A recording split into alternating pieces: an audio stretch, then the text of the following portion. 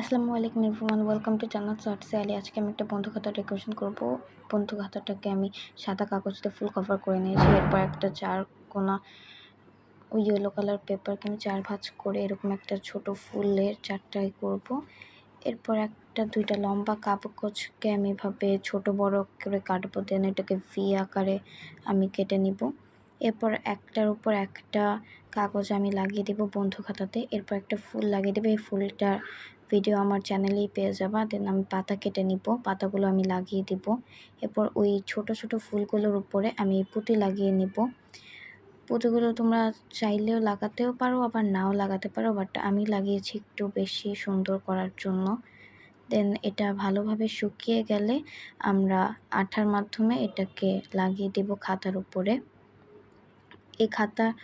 এটা শুকানোর পরে আমরা আগে থেকে আমি কিছু অ্যালফাবেটস কেটে রেখেছিলাম, সেগুলোকে আমি খাতার উপরে বসিয়ে দিব।